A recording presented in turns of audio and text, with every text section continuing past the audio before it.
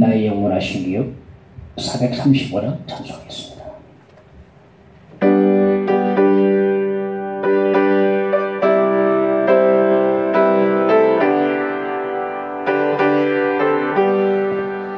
나의 영원하신 기업 생명보다 귀하다.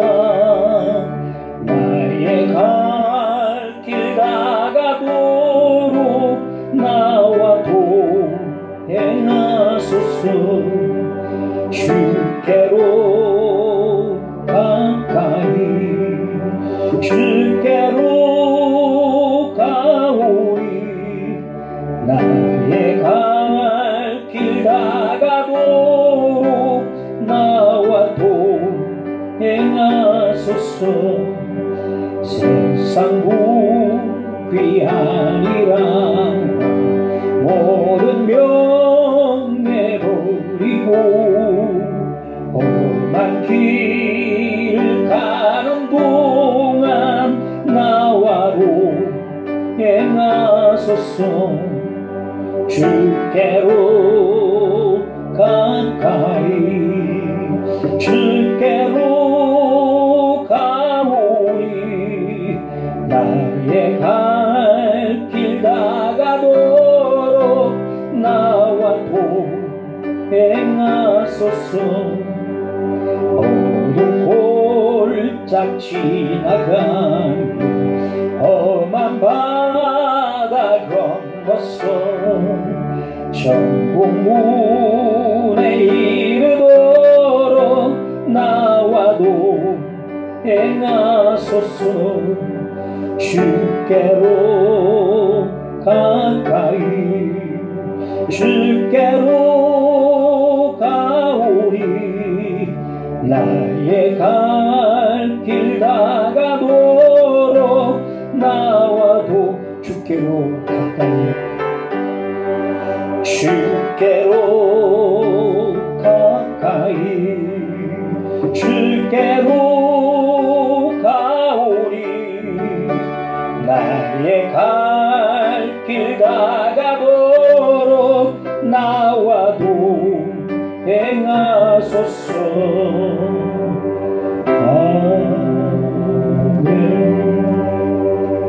아멘. 하나님의 말씀 베드로전서 2장을 보겠습니다. 18절에서 25절까지 말씀 보겠습니다. 사환들아, 범사에 두려워함으로 주인들에게 순종하되 선하고 관용하는 자들에게만 아니라 또한 까다로운 자들에게도 그리하라. 부당하게 고난을 받아도 하나님을 생각함으로 슬픔을 참으면 이는 아름다우나 죄가 있어 매를 맞고 참으면 무슨 칭찬이 있으리요. 그러나 선을 행함으로 고난을 받고 참으면 이는 하나님 앞에 아름다우니라. 이를 위하여 너희가 부르심을 받았으니 그리스도도 너희를 위하여 고난을 받으사 너희에게 본을 끼쳐 그 자취를 따라오게 하려 하셨느니라. 그는 죄를 범하지 아니하시고 그 앞에 거짓도 없으시며 욕을 당하시되 맞대어 욕하지 아니하시고 고난을 당하시되 위협하지 아니하시고 오직 공의로 심판하시는 이에게 부탁하시며 친히 나무에 달려 그 몸으로 우리 죄를 담당하셨으니 이는 우리로 죄에 대하여 죽고 의에 대하여 살게 하려 하심이라. 그가 채찍에 맞음으로 너희는 나음을 얻었나니 너희가 전에는 양과 같이 길을 잃었더니 이제는 너희 영혼의 목자와 감독 되신 이에게 돌아왔느니라. 아멘. 우리 함께 기도해 함께 찬양합시다.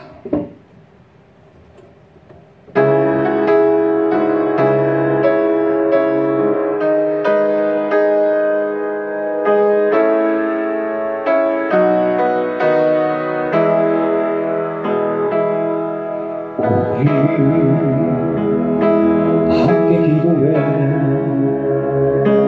주 앞에 나와 무릎 꿇고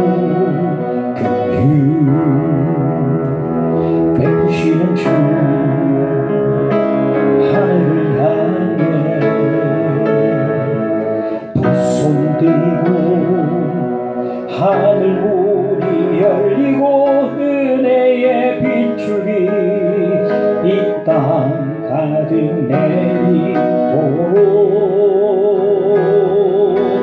마침내 주 오셔서 의의 빛줄기 우리 위에 부으시. 우리 함께 기도해. 우리 함께 기도해. 주 앞에 나와 나를 꿇고 베푸시는 주 하늘을 향해 두 손 들고 하늘 문이 열리고 은혜의 빛줄기 이 땅 가득 내리도록 마침내 주 오셔서 의의 빛줄기 우리 위 하늘 문이 열리고 하늘 문이 열리고 은혜의 빛줄기 이 땅 가득 내리도록 마침내 주 오셔서 의의 빛줄기 우리 위 하늘 문이 열리고 은혜의 빛줄기 아멘. 하늘 문이 열리고 은혜의 빛줄기 이 땅 가득 내리도록 마침내 주 오셔서 의의 빛줄기 우리 위에 부으시도록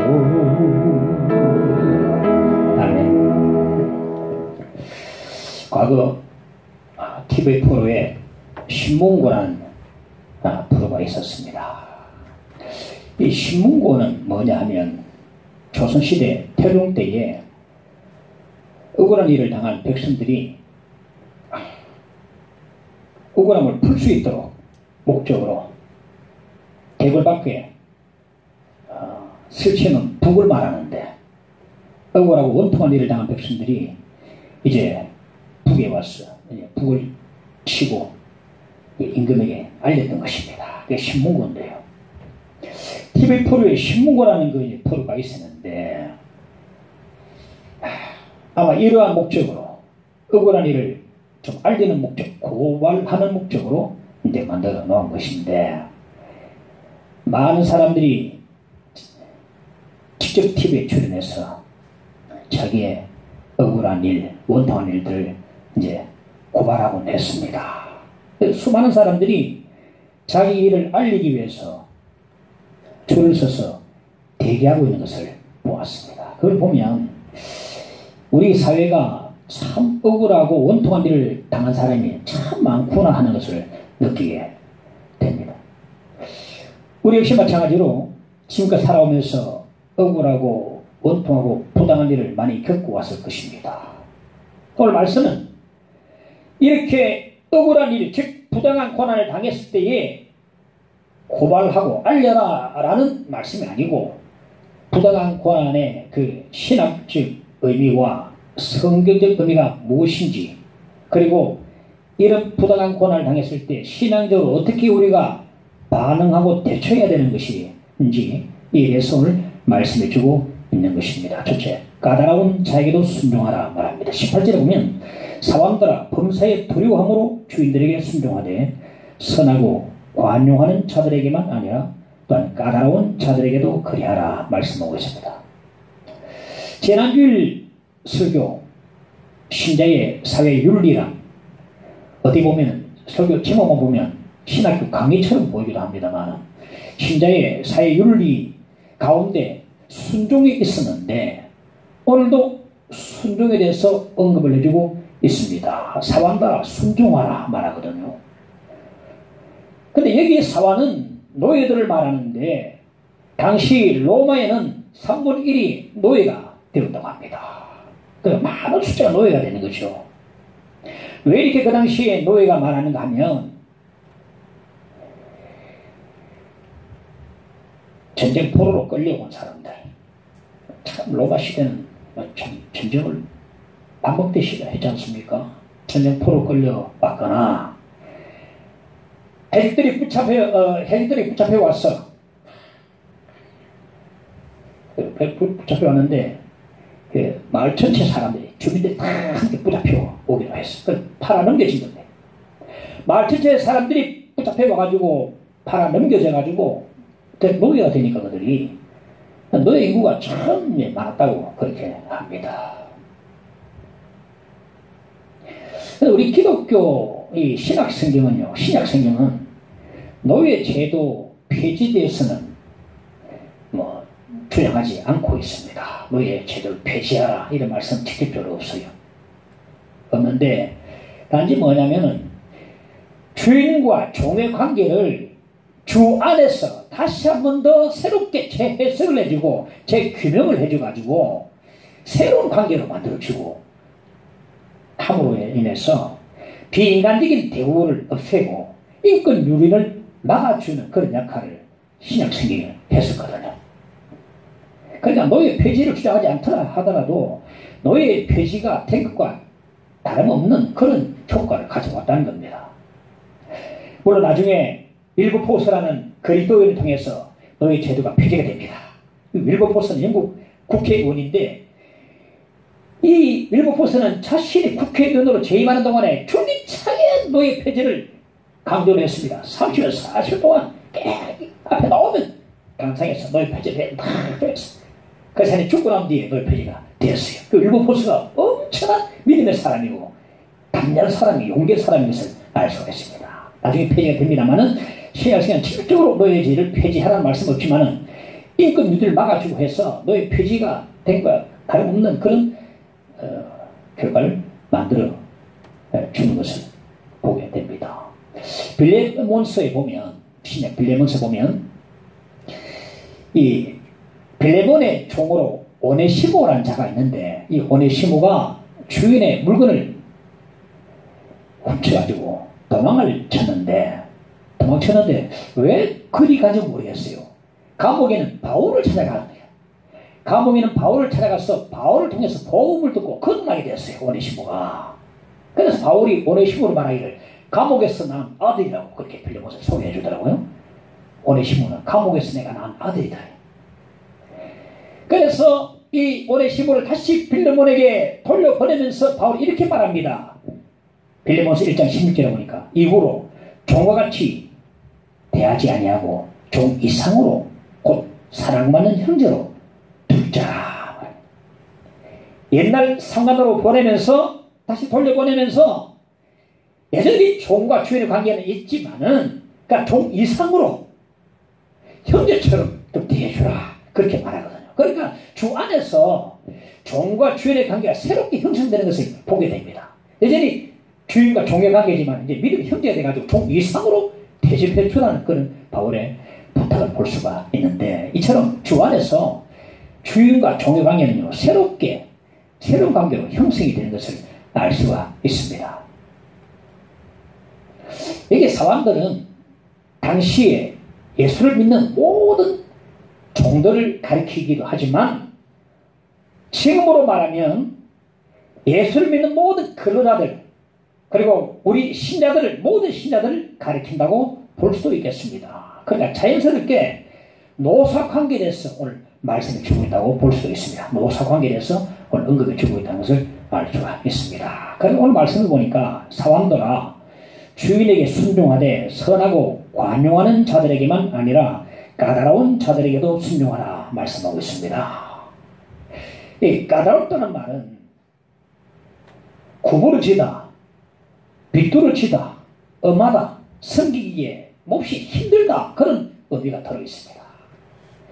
성격이요 비뚤어지고 까다로운 사람은 참 맞추기가 어렵습니다. 이 사람이 만약 불신자라고 하면 직원이 그리스도인이라는 그 이유만으로도 괴롭힐 수 있어요. 네가 예수 믿느냐? 그럼 내가 괴롭혀줄게 하면서 어떻게 합니까? 때로는 예를 들어서 주일날 일거리 주고 말이죠. 네? 주일날 출근해. 이렇게 주일날 출근을 강요한다든지 일거리 줘가지고 이건 안 할 수 있게 주일날 일 안 할 수 있게 만든다든지 아주 악독한 방법으로 괴롭히는 것입니다. 이 상사가 불신자일 경우는 시군이 그리스도인이라는 이유만으로도 괴롭히는 것입니다. 그런데 까다로운 사람이 꼭 불신자라는 법은 없습니다. 시자 중에도 까다로운 사람이 많이 있습니다. 과거에 육군대장 장원영과 그의 부인 권사님은요, 사병들을 자기 종들처럼 마구 부려먹더라고요. 그래서 TV에 막 한 강한 때려치더라고요. 그 사람이 지난번에 국회의원에 후보에 나왔다가 여기도 이 당에도 그게 있고 저기 전부 다 캔슬가 된 거죠. 왜? 이 사람 내보내면 전부 안 되니까. 자기는 막 되고 싶겠죠. 국회의원 되고 싶은데 이미 전력이 있으니까 안 받아주는 거예요, 당에서. 이름 대면 여러분 다 알만한 사람이고 아마 이 말은 그 사람이구나 깨닫게 될 줄 압니다. 그 사람이요. 알고 보니 장로님이고 부디 권사님인데 사병들을 자기 종들처럼 부리면서 소리치고 막 물건치고 던지고 말이죠. 지금까지 막 때려요, 사병들을 말이에요. 그 권사님이. 제가 알고 있는 장로님 권사님들은 대부분 다 훌륭한 분들입니다. 전 존경할 만합니다. 이런 사람이 있어요. 이런 사람이. 육군대장이라는 것. 저는요, 이해가 안 되는 게 옛날에 박정희 대통령 때 경호시작했던 차진철이라는 사람이 그 사람 기독교인이라는 사실은 차진철 기독교인하고 그 사람 뭐 법도 없어요. 그 사람은요. 법도 없습니다. 아무데나 총 꺼낸 사람인 그 사람이요. 결국 11.6 때문에 비참하게 그 사람 끝나버렸지만은 나 그 사람이 기독교 신자라는 것 보고 놀랐습니다.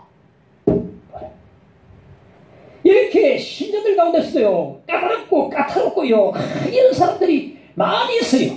이런 사람 정말 우리가 맞추기 힘들고 대하기 힘듭니다. 차라리 안 믿는 사람 같았으면 안 믿기 때문에 그렇다고 막 찾고 가야겠지만은 믿는 사람이 이러니까 너무 괴로운 겁니다. 괴로워요. 저는 지난주에 말씀드렸지만은 때로는 어떤 모임이 있으면 믿는 사람 안 믿는 사람 같이 모이는 모임에 믿는 사람 안 맞는 사람 좋겠다는 생각할 때 있어요. 왜? 믿는 사람 가운데서요, 악독한 사람이 있더라고요. 동치 없는 사람이 있고요. 저는 잘 속는 사람입니다. 어리숙하던 목사들이 보통 어리숙합니다. 저만 그런지 몰라도 잘 이용당하고 속임당하고. 저를 이용한 사람 많았습니다. 저는 나중에 모릅니다. 믿는 사람 가운데 그런 사람이 있더라고요. 이렇게 믿는 사람 가운데 까다롭고 이렇게 참으로 섬기기 힘들고 비뚤어진 사람들 참 대하기 힘든데 오늘 말씀에 어떻게 말합니까? 까다로운 자에게도 순종하라 말하거든요. 까다로운 자에게도 순종하라 말합니다. 왜 까다로운 자에게 순종해야 되는가? 지난주 말씀입니다. 베드로전서 2장 13절 14절의 말씀 보면 인간의 모든 제도를 주를 위하여 순종하되, 자, 인간의 모든 제도를 주를 위해 순종하되 보고 위에 있는 왕이라. 지난주 우리 말씀 배웠습니다. 위에 있는 왕, 그 당시는 네로 황제를 말합니다. 위에 있는 왕이나 총독에게 순종하라고 말씀해 주고 있습니다. 로마서 13장 1절에 보면 각 사람은 위에 있는 권세들에게 복종하라. 권세는 하나님으로부터 나지 않음이 없나니. 자, 모든 것은 하나님으로부터 다 났다 했죠. 모든 것은 다 하나님께서 정하신 바. 악독한 사람, 선한 사람, 관용하는 사람, 베푸는 사람, 보기 싫은 사람 전부 다 하나님께서 세우신 사람. 왜 우리가 까다로운 사람에게도 순종해야 되는가? 하나님이 그를 세우시기 때문에 우리가 그 순종해야 되는 것입니다. 그 악독할지라도 순종해야 하나님께 순종하는 것이 되거든요. 뜻이 있거든요. 그 복군의 네로 황제에게 순종하는 것이 바로 하나님 뜻이듯이 까다로운 자에게도 순종하는 것이 곧 하나님의 뜻이라는 겁니다. 뜻입니다. 그럼 어떤 자가 이 하나님의 뜻대로 행할 수 있겠습니까? 어떻게 순종할 수 있겠습니까? 어떤 사람이 순종할 수 있겠습니까? 말씀 보니까 범사에 두려움으로 주인들에게 순종하되, 두려워하는 사람이 순종할 수 있습니다. 이 두려움은요, 상사에 대한 두려움이 아니고 하나님에 대한 두려움, 즉 하나님에 대한 경외심을 말합니다. 하나님에 대한 경외심이 깊은 사람, 즉 신앙이 바르고 신실한 자는요, 이로 하나님을 경외하고 하나님의 세우신 모든 권위에 순종할 줄 아는 사람이 되는 것입니다. 믿음 좋은 사람들은요, 순종 잘합니다. 보이는 사람에게 순종 안 하면 보이지 않는 하나님께 어떻게 순종하겠습니까? 다 거기 하나님의 다 시험이 있거든요. 난 하나님께 순종하고 사람에게 안 해. 이거 말도 안 됩니다. 보이는 곳에서 사람에게 순종해야 그것이 하나님께 순종하는, 하나님을 세우시기 때문에 그러거든요. 하나님을 경외를 잘하고 신앙이 깊고 신앙을 바르게 가진 사람은요, 하나님의 세우신 모든 권위로 순종을 잘합니다. 두려움으로 주님에게 순종하라 말하거든요.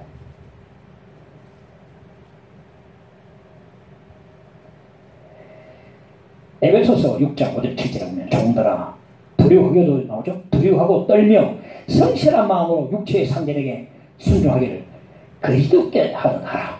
그리스도의 종들처럼 마음으로 하나님의 뜻을 행하고 기쁜 마음으로 섬기기를 죽게 하듯 하고 사람들에게 하듯 하지 말라. 왜 우리가 죽게 하듯 해야 합니까? 하나님의 세우신 권이기 때문에 죽게 하듯이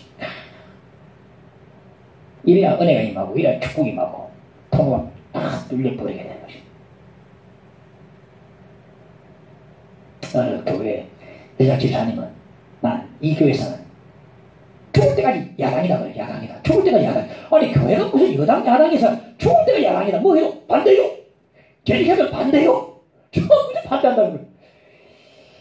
이야 진짜 학교 교사랑 그 여자 집사님이 와 진짜 잘못해왔구나.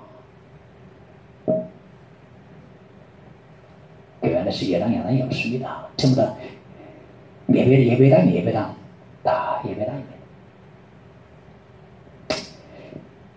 주인과 종의 관계는 아니지만 어느 목사님이요 너무너무 자신을 괴롭히는 한 집사님이 계셨어요. 너무 괴롭혀요. 가시고 막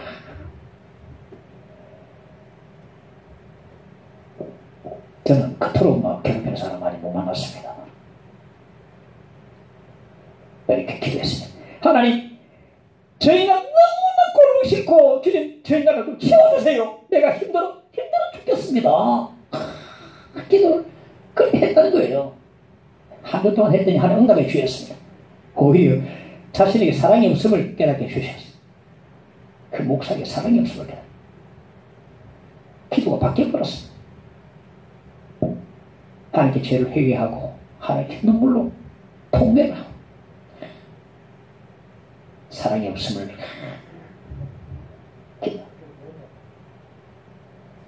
그러고서 다음 주일날 그 집사님 만났더니 눈물이 날 정도로 사랑스럽다는 거예요. 집사님 그 집사님에서 막 기도하고 자신의 사랑이 없음을 기도하고 하겠더니 보니까 막 사랑으로 너무너무 막 사랑스러운 사랑이 충만 집사님 그 사람은 변하고 이 사람도 변하고 다 변하게 되는 거예요. 누가 보기 싫습니까? 기도해 보십시오. 그럼 하나님께서 어떤 메시지가 있을 겁니다. 기도하고 난데 만나면 막 너무 사랑스럽게 보여요. 너무 사랑스럽고. 왜 하나님께서 우리에게 까다로운 상사를 붙여주시는가? 우리의 본성은요 언제나 권위에 반항심이 가득 있습니다. 지가 뭔데? 모세한테요 아론과 미리암이요 반항하지 않습니까? 니만 하나님의 선지자가 니만 하나님의 음성 듣는다 나도 듣는다 이랬거든요. 그래가지고 미리암 눈빛이 안 걸렸습니까? 우리 속에는요 이 옛 본성이 남아있어서 언제나 권위에 대해서 반항심을 가지고 있어요. 이 반항심과 불순종이요 있으면 어딜 가도 나를 실패하게 만들고 나를 망쳐버립니다. 살아서 나타나게 되고 내 인생을 망쳐버립니다. 어딜 가도 안 됩니다. 여기서 고쳐야 돼. 여기서 고쳐야 돼. 나 다른 교회 가야지. 다른 교회 가면 그보다 더한 사람 만납니다. 내가 문제라는 사실은 내가 자신의 문제라. 이 반항심과 불순종을 고치지 않으면 어딜 가도 실패하고 말고 다 깨지고 맙니다.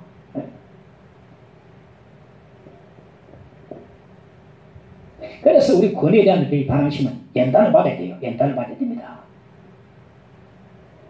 깊은 물에 들어가야 수영을 배울 수 있듯이 하나님 왜 나에게 까다로운 사람을 붙여주시는가 하면 내 속사람을 예수의 형상으로 만들기 위한 하나님의 뜻이 계신다는 사실입니다. 예수의 형상으로 만들기 위해서. 까다로운 사람은 바로 나를 위해 있는 사람입니다. 그 사람이 나를 살립니다. 나를 만듭니다. 도구가 되는 것입니다. 그 사람이 나를 만드는 것입니다. 기도하다 보면 내가 깨지게 되고 있고 내가 더욱더 하나님의 귀한 그런 이 온전한 그릇으로 만들어져가는 그런 작업을 하게 되는 것입니다.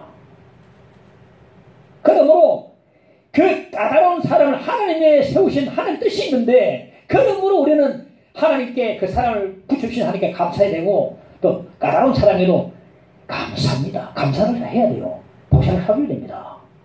밥한끼 내야 됩니다. 그 사람 때문에 내가 있어요. 백제의 마지막 의자왕이요.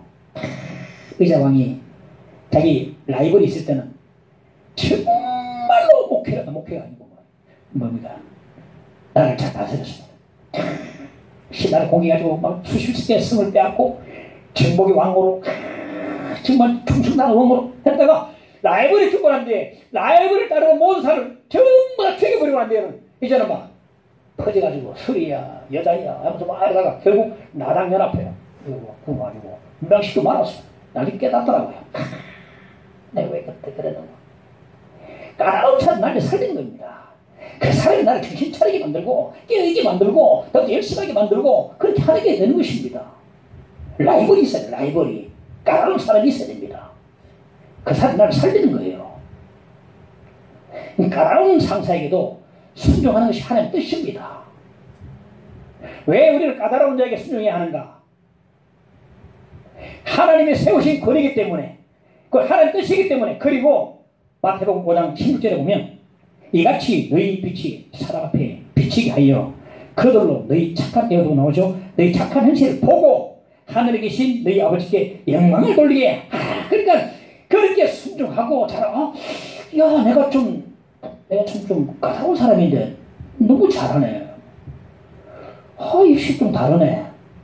그 사람이 예수를 믿게 되고 교회 오게 되고요. 그래야 됩니다. 영광을 돌리게 되는 겁니다. 보고 우리 지난번 배웠죠. 보고 관찰하는 것입니다. 어떻게 하는 거 보자. 정말로 그래도 까다롭지만 열심히 하고 죽게 하듯이 성교하면요 결국 그 사람이 변화돼버립니다. 영광을 하나님께 돌리게 돼. 다르다. 오늘 말씀에 이해가 있기를 간절히 축원합니다.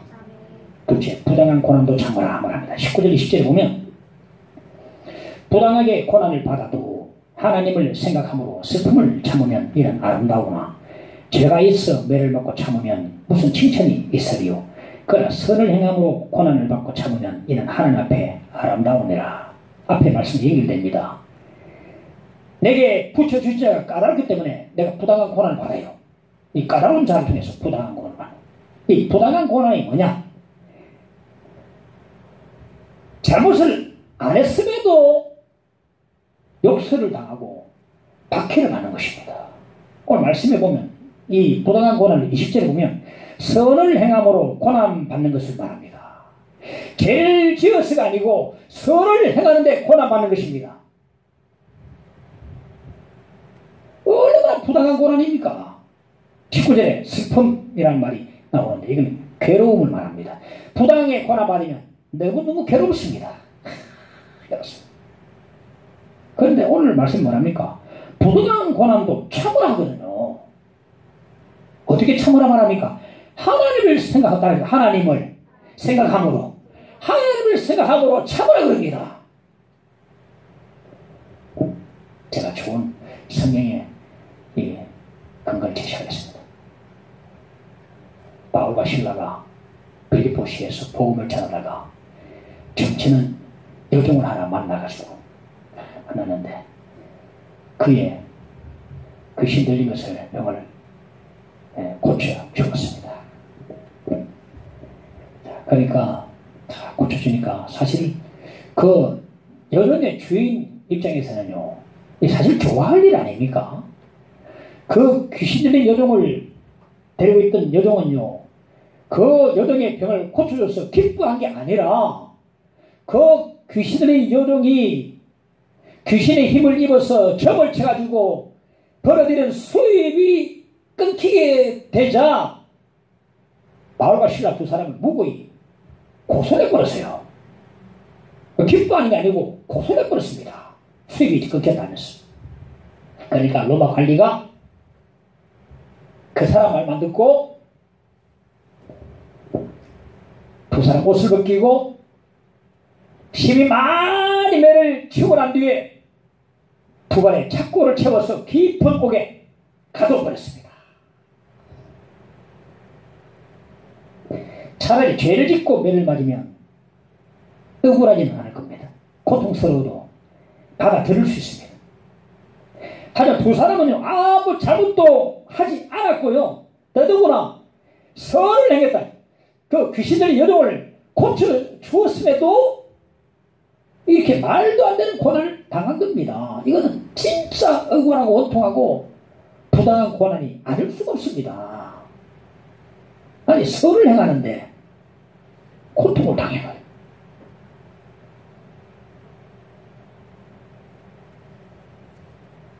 그런데 이 두 사람은요, 한밤중에 일어나서 하나님께 기도하고 하나님을 찬송했다고 말씀해주고 있습니다.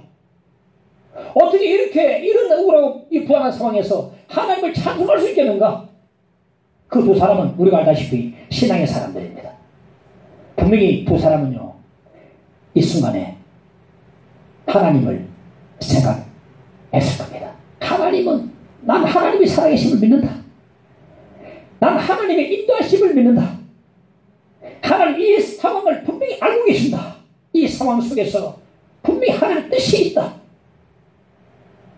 나는 지금 그를 이해하지 못하지만 분명히 이 상황 속에 하나님의 목적이 있다. 하나님 분명히 이 말도 안 되는 부당한 이 상황 통해서 하나님께서 선을 이루실 것이다. 나는 이것을 믿는다. 추측을 하는 겁니다. 뭐 이렇게 하지 않겠습니까? 갑자기 비투성돼가지고 말이죠. 그래서 우리의 생각으로 이해가 안 되는 일 아닙니까? 가만히 맞고 말이죠. 피가 터져서. 하나님을 생각하니까 그 하나님에 대한 믿음이 뜨겁게 일어났어. 하나님을 찬송했는데 하나님 이 상황 속에서도 함께 계신다는 것이 깨달아지니까 하나님을 찬송하지 않을 수 없었던 것입니다. 하나님 함께 하시고 하나님 분명히 이 상황을 알고 계신다.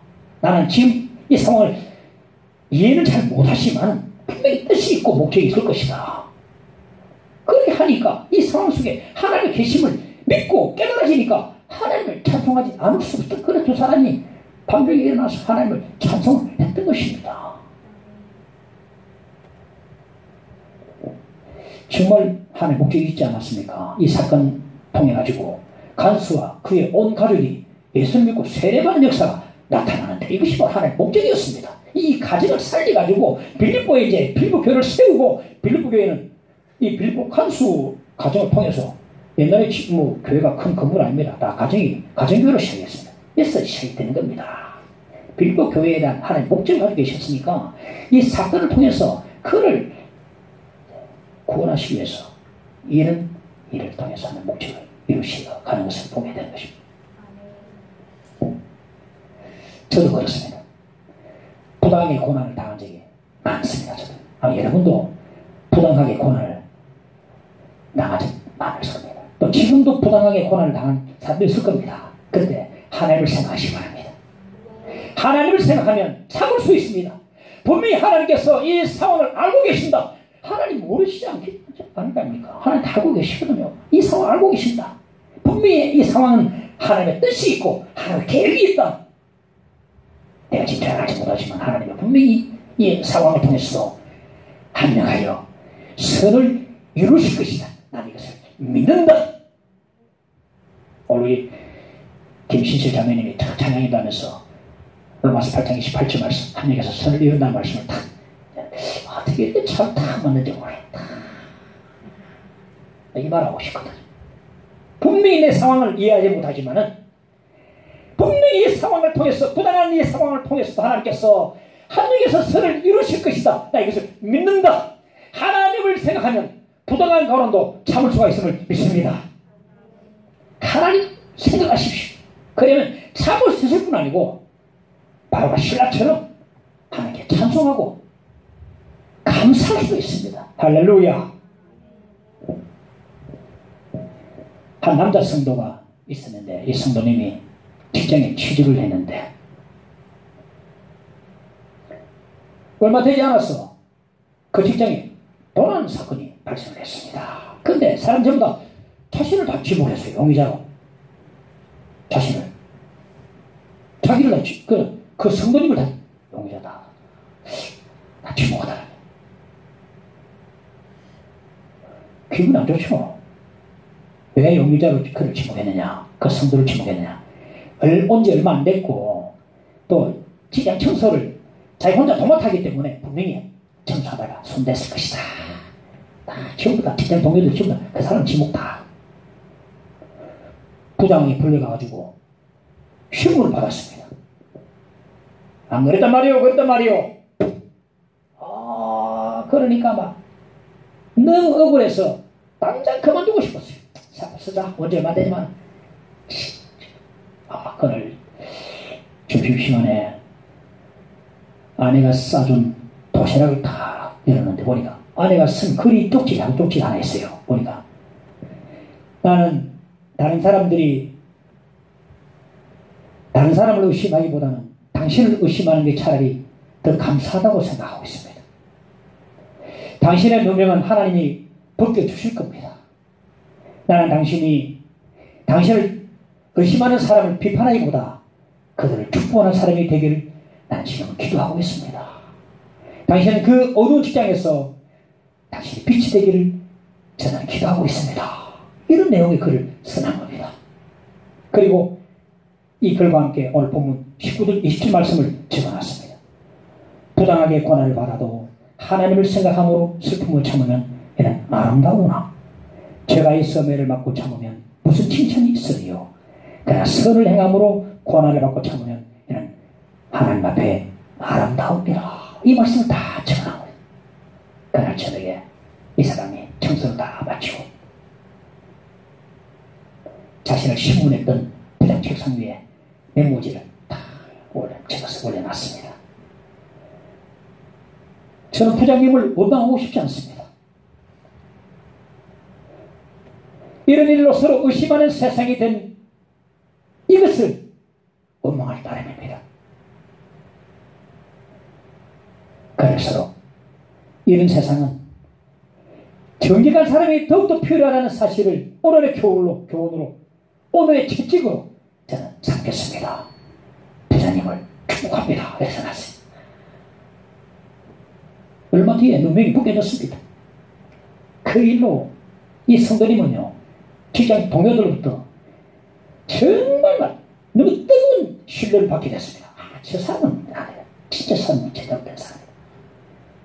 그렇게 신뢰를 듬뿍 받고 남 뒤에 자꾸 진급을 거듭거듭 하다가 자식이 없이 은퇴하는 대표 이사로부터 그 회사를 넘겨받았다는 겁니다. 자식이 없으니까 누구한테 저 사람 넘겨. 그 교회 담임 목사님은요, 그 허물을요, 작은 예수라면서 막 진만으로 자랑하더라고요. 우리 이분은요, 이런 사람인데 막 작은 예수입니다. 이래가지고 올라섰습니다 하면서, 와, 정말 우리 교회도 이런 작은 예수 정직한 사람들, 하늘이 툭툭이 나도 하나님의 정직한 자의 편이기 때문에 이런 분들이 많이 나타나기를 간절히 바랍니다. 부당한 고난 받아도 참아야 할 줄 알아요. 자, 20절 보면 이는 하나님 앞에 어떠하고요? 아름다움이야. 할렐루야. 하나님 앞에 아름다움이야. 부당한 고난을 참으면 하나님 앞에 아름답다고 말해주고 있습니다. 이 말의 의미가 뭐냐면 하나님이 칭찬해 준단 말입니다. 참 잘했다. 내가 너를 위로해 줄게. 내가 다 갚아줄게. 내가 상을 줄게. 부당한 고난을 잘 참으면 하나님이 다 보상의 주임을 믿으시기 바랍니다. 하나님 앞에 아름다움이 벗겨집니다. 잠시만. 셋째, 그리스도를 본받으라 말합니다. 21절에 보니까 이를 위하여 너희가 부르심을 받았으니, 이를 위하여, 이 말은 고난을 참기 위하여라는 뜻입니다. 우리는 고난을 참기 위해서 부르심 받은 자들입니다. 즉 하나님이 우리를 부르심은 고난으로의 부르심인 것입니다. 안락함으로의 부르심도 아니고 편안함으로의 부르심도 아니고 고난으로의 부르심입니다. 그래서 고난으로의 부르심이기 때문에 까다로운 자에게도 순종할 줄 알고 부당한 고난도 참을 줄 압니다. 왜? 우리의 부르심은 고난으로의 부르심이기 때문에 그렇습니다. 왜 하나님께서 우리를 고난으로 부르신 것입니까? 로마서 8장 17절에 보면 우리가 그와 함께 영광을 받기 위하여 고난도 함께 받아야 할 것이다. 고난이 없으면 영광도 없습니다. 영광을 받기 위해서는 고난도 함께 받아야 합니다. 제가 학창시절에 학생들 공부 좀 잘하는 아이들 몇 명 모아놓고 선생님이 그래요. 자, 내가 올 때까지 일을 다 해놔라. 그래. 저는 거기서 일 안 하고 막 놀았습니다. 다른 사람 열심히 나는 놀았습니다. 근데 선생님이 오시더니 느닷없이 뭐 사가지고 와가지고 너는 이랬으니까 너도 이랬으니까 나한테 안 주는 거예요. 아, 어떻게 아셨는지 나는 내가 일 안 했다는 것을 알고 계셨던 겁니다. 그러니까 당연하죠. 일 안 했으니까 못 받은 게 당연한데 기분이 너무 안 좋고 무시하는 것 같기도 하고 내 자신을 믿기도 하고 말이죠. 고난이 없으면 상도 없고 영광도 없습니다. 흔히 요즘 이런 말 합니다. No pain, no crown. 고통이 없으면 영광도 없습니다.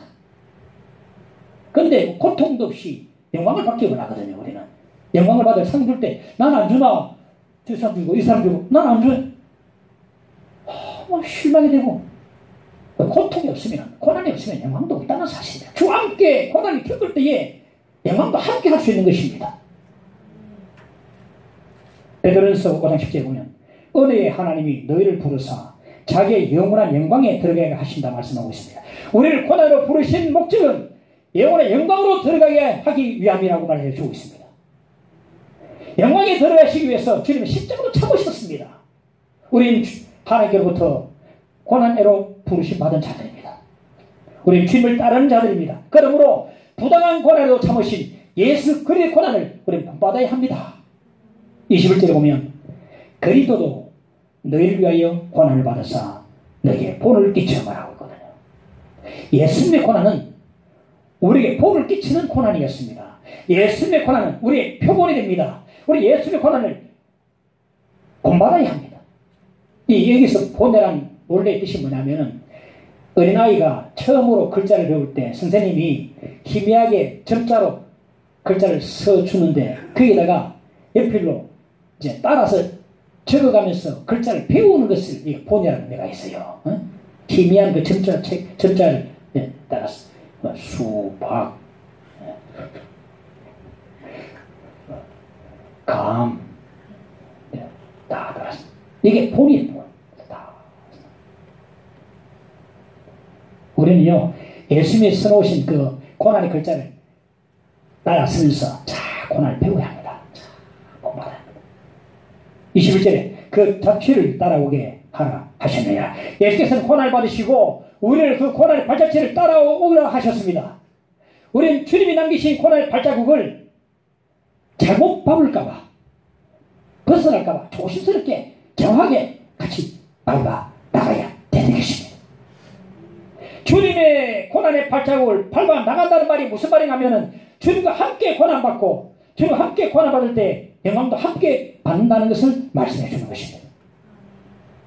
22절에 그는 죄를 범하지 아니하시고 그 입에 거짓도 없으시며 예수께서는 죄를 범하지 않으셨습니다. 입에 속이는 말도 없었습니다. 그럼에도 고난을 받으셨습니다. 예수님의 고난은 정말 부당한 고난에 있어요. 예수님만큼 부당한 고난을 받은 사람도 없습니다. 그런데 예수께서는 그런 부당한 고난을 어떻게 당하셨습니까? 보세요. 욕을 당하시되 받되 욕하지 아니하시고, 예수께서 로마 군인들 앞에서 무릎 꿇림 당하시고 신배탄 당하시고 뺨을 맞음 당하셨습니다. 온갖 조롱을 당하시고 욕을 당하셨습니다. 하지만 예수께서는 그들을 맞대항해서 욕하지 않으시고 침묵하셨습니다. 도수장으로 끌려가는 어린 양처럼 침묵하셨다. 침묵하셨다. 이사야의 말씀 53절 말씀 그대로 이루시죠. 침묵하셨다. 그리고 고난을 당하시되 위협하지 아니하시고, 예수께서 원수들에게 잡히실 때 이렇게 말씀하셨습니다. 마태복음 26장 53절에 보면 내가 내 아버지께 구하여 지금 12군단 더 되는 천사를 보내시게 할 수 없는 줄을 아느냐. 그러나 성경을 이루기 위해 이것을 참는다. 이거 안 참으면 성경을 이루지 못하기 때문에 참아야 성경을 이루는 것입니다. 부당한 고난을 당했을 때 예수께서는요, 하늘 수많은 천사를 동원해서 위협하고 그들을 복수할 수 있었습니다. 그래도 참으셨습니다. 어떻게 참을 수 있었던 것입니까? 뭘 말씀하세요? 오직 공의로 심판하시는 이에게 부탁하시면 아버지께 다 심판 부탁해버렸습니다.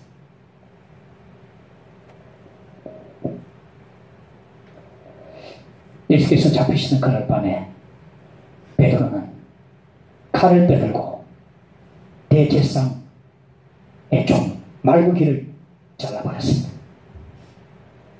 그런데 그 다음 보니까 예수님께서는요, 부당한 고난을 당하시고 참으시는 그 예수님 모습 보고서 깨달아봤습니다. 자기가 참지 못하고 칼을 빼들고 잘라버렸는데 예수님은 엄청 고난을 당하셔도 참으시거든요. 예수님 모습 보고 깨달았기 때문에 이 말씀을 이제 성령의 감동으로 기록하고 있는 것입니다.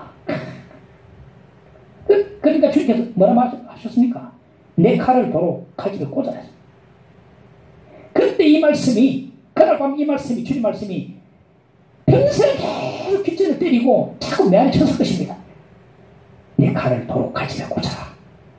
내 칼을 도로 칼집에 꽂아라. 우리도 베드로처럼 얼마나 칼을 빼고 싶합니까? 부당한 고난 당하고 억울한 고난 당하면요, 이미 손이 칼집에 가 있습니다. 칼을 빼려고 이어라고 빼돌라 뺀다. 칼을 빼고 싶어서 근지게 합니다. 부당한 고난하면 나 칼집 부당 칼을 안 쥐. 그리고 칼을 수십 대 가지고 많이 휘둘렀습니다. 그게 잘 됐습니까? 주님 말씀하십니다. 칼을 가지는 자는 다 칼로 망하리라. 할렐루야.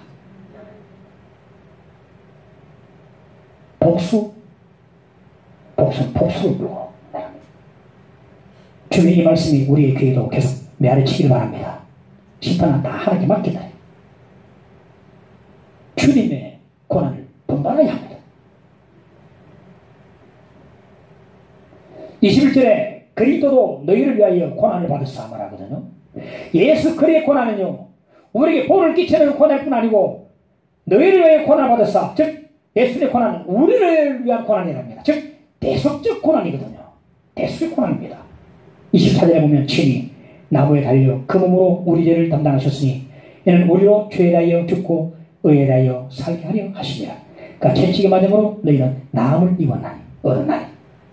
예수께서 고난 받으시고 십자가에 죽으시사 우리가 죄에 대해서 죽고 의에 대해서 살게 되었습니다. 우리 신자들은 죄에 대해서 죽은 자들입니다.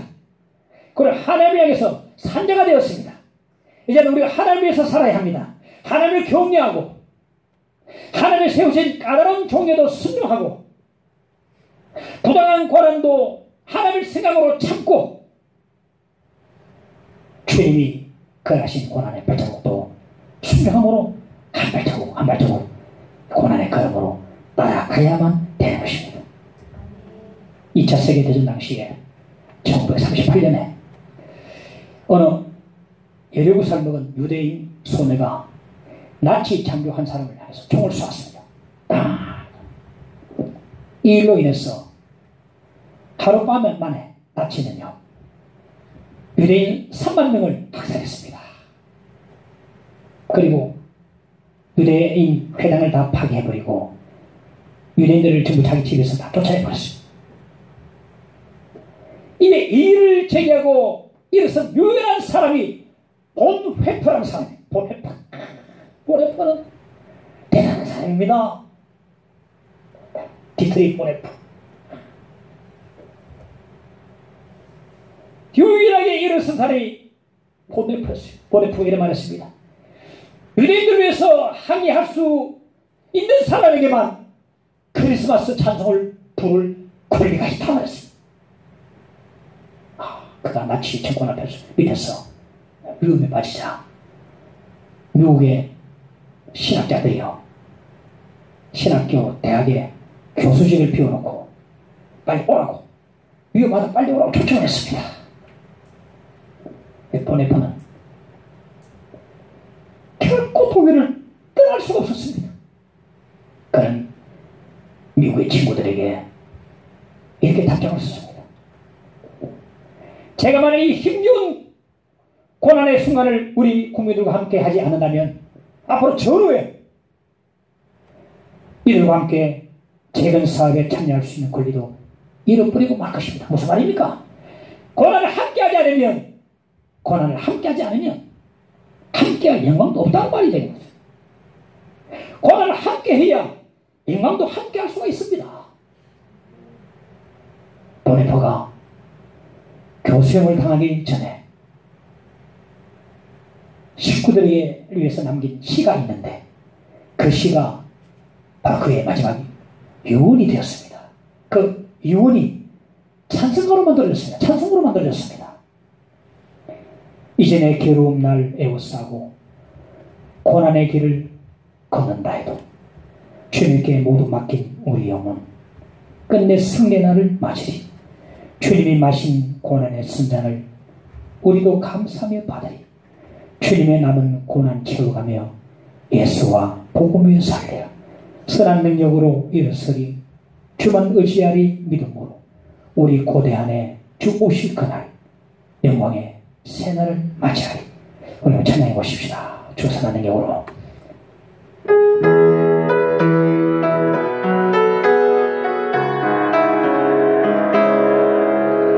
이전의 괴로움 나를 애워싸고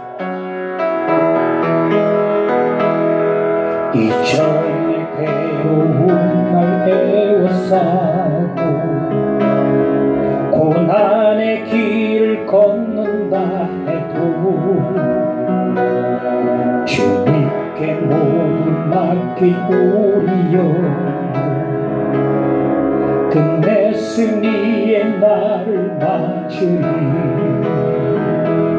선한 능력으로 일어서리.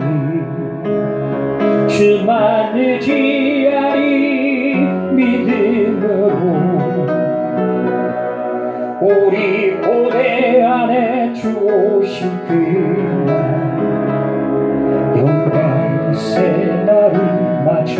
주님이 마신 고난의 순잔, 주님이 마신 고난의 순잔에 우리도 감사하며 받으리. 주님의 남은 고난 채워가며 예수와 복음 위에 살리라. 선한 능력으로 일어서리. 주만 의지하리 믿음으로 우리 고대 안에 주 오실 그날 영광의 새 선한 능력으로 일어서리. 선한 능력으로 일어서리. 주만 의지하리 믿음으로 우리 고대 안에 주 오실 그날 영광의 새날을 맞이하리. 하나님이 우리를 부르시면 고난 애로의 부르심입니다.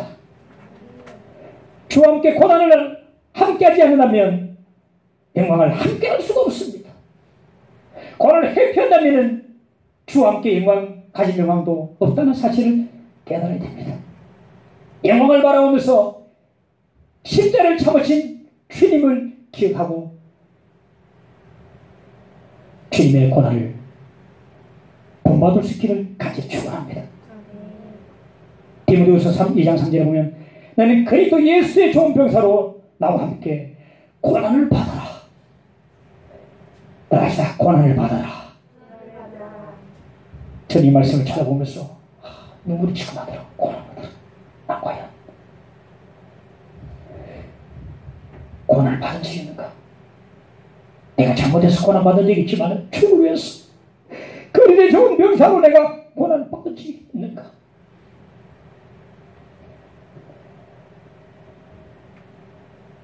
우리 시대들은 고난으로 부르심 받은 자들입니다. 디모데후서 3장 12절에 말씀합니다. 무릇 그리스도 예수 안에서 경건하게 살고자 하는 자는 고난을 받으리라. 박해를 받으리라. 고난을 받으리라.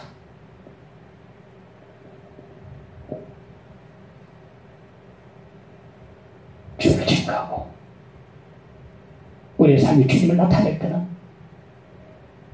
고난이 따르게 되어 있습니다. 사도행전의 사도들은 주를 위해서 능력받는 일에 기뻐했다 말했습니다. 혹시 우리는 안락함을 주님으로부터 부르심으로 오해하고 있는지도 모르겠습니다. 안락함이 주님이 부르십니다. 편안함이 주님이 부르십니다. 라고 오해하고 있는지도 모르겠습니다. 마지막으로 이것을 생각합시다. No pain, no sorrow. 고난이 없으면 영광도 없습니다. 고난을 회피하면 한결 영광도 없음을 우리가 깨달아야 되는 것입니다. 너는 그리스도 예수의 좋은 병사로 나와 함께 고난을 받아라. 주님 나타내면 고난이 오게 됩니다. 안 나타나니까 고난이 없이 안락함이 부르신 증거구나 생각할 때 있습니다. 고난을 받아라. 고난을 받아라. 하나님의 부르심은 바로 고난으로의 부르시는 것을 꼭 기억하십시오. 주님 나타내시기 바랍니다. 그의 향기로 그의 편지로 나타내시기 바랍니다. 그럴 때에 그의 좋은 병사로서 주께 인정을 받을 수가 있을 것입니다. 모든 까다로운 종에게도 순종하고 부당한 고난을 참고 부당한 고난을 받았지만은 묵묵히 참으면서 십자가의 길을 걸어갔던 주님을 본받았어. 우리도 고난에 주님의 그 발자국을 따라서 힘차게 한 발자국 한 발자국 걸어갈 수 있기를 간절히 축원합니다. 십자가를 내가지고 341장 함께 찬송합시다. 십자가를 내가지고 주를 따라갑니다. 이제부터 예수로 원함 나의 보배 삼겠네. 세상에서 부귀영화 모두 잃어버렸다. 주의 평안 내가 받고 영생복을 받겠네.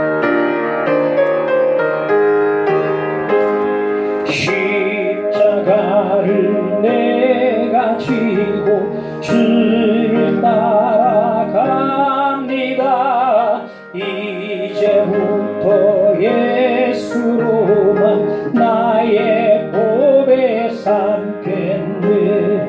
세상에서 부귀영화 모두 잃어버려도 주의 평안 내가 받고 영생 복을 받겠네. 주도 곤혹 당했으니 나도 곤혹 당하리. 세상 사람 감사하라. 예수 진실합니다. 예수 나를 사랑하사 빛난 얼굴 보이면 원수들이 미워해도 염려할 것 없겠네. 주는 핍박 당할 때에 주의 품에 안기고 당할수록 나는 위로받겠네. 주가 주신 기쁨 외에 기뻐할 것 무엇냐. 주가 나를 사랑하니 기뻐할 것 뿐일세. 오늘 말씀 기간에서 고난을 받아라 말씀하셨는데, 주여 좋은 병사에게 오셔서 주여 부르고 함께 기도하십시오. 주여 아버지 믿음 용서에 불쌍히 주옵소서. 주여 고난을 받으라. 그대의 산에서 경건하게 살아가고자 하는 고난을 받으는 하나님 말씀하셨습니다. 주님 그리하신 길을 한 발자국 발자국 따라 걷게 하여 주시옵소서. 주여 주님을 본받게 하여 주옵소서. 영광을 나누고 십자를 참으신 주님을 바라보게 하여 주시옵소서. 아버지 함께 주시옵소서. 믿음을 살아주시고 믿음 주옵시기를 간절히 원합니다. 모두 다 그리스도의 좋은 병사가 다 될 수 있도록 인도하여 주시옵소서. 함께 하옵소서. 인도하여 주옵소서. 주여 인도하여 주옵소서. 예수의 이름으로 기도합니다. 아멘.